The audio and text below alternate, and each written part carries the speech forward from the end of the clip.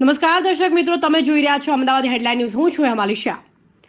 પાવાગઢ ડુંગર પર જૈન તીર્થંકરોની મૂર્તિઓ ખંડિત થતા જૈન સમાજમાં ભારે આક્રોશ જોવા મળી રહ્યો છે. વિરોધ પર ઉતર્યો સમાજ. પંચમહાલમાં આવેલા પાવાગઢ મંદિરમાં જૈન તીર્થંકરની મૂર્તિઓ ખંડિત થતા વિવાદ વકર્યો છે.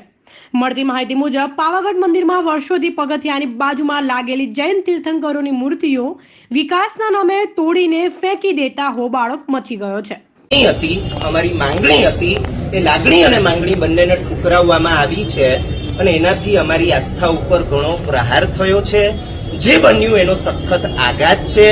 આશ્વાસન અમારે જોઈતા નથી, અમારે હવે રિઝલ્ટ જોઈએ. કલેક્ટર કચેરી આપ મને મળ્યા અને શું રજૂઆત કરવામાં આવી અને એમના તરફથી શું કહેવામાં આવ્યું? કલેક્ટર કચેરીએ આસિસ્ટન્ટ કલેક્ટર શ્રી વિજયભાઈ રબારી સદભાવનાપૂર્વક અમારી ભાવના, એમણે વેદના અભિવ્યક્તિ એ સાંભળી, એમણે અરજીપત્રક અમારું સ્વીકાર્યું છે, આશ્વાસન એમણે આપ્યું છે.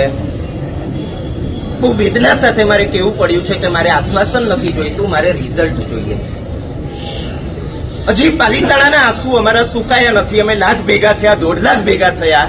અમે શાંતિપ્રિય પ્રજા, અમે હળીમળીને રહેવાવાળી પ્રજા, અમે ભાઈચારાથી રહેવાવાળી પ્રજા, અમે દરેક આપત્તિમાં મદદ કરવાવાળી પ્રજા.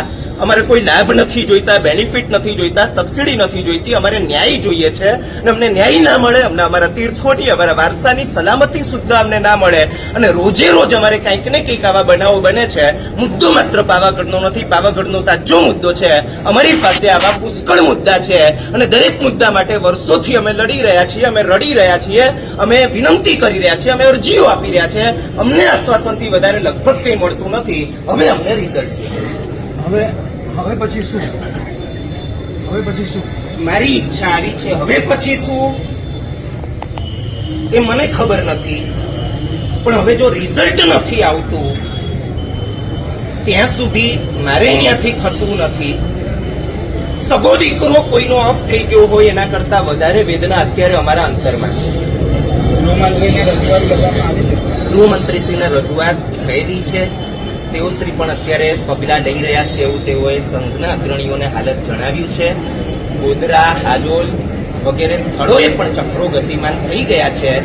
જલ્દીમાં જલ્દી અપરાધીને કડક સજા થશે અને એ જમીન એ જ તીર્થંકરોની પ્રતિષ્ઠા માટે જૈન સંઘને સુપ્રત કરવામાં આવશે એવું આશ્વાસન એમણે આપેલું છે.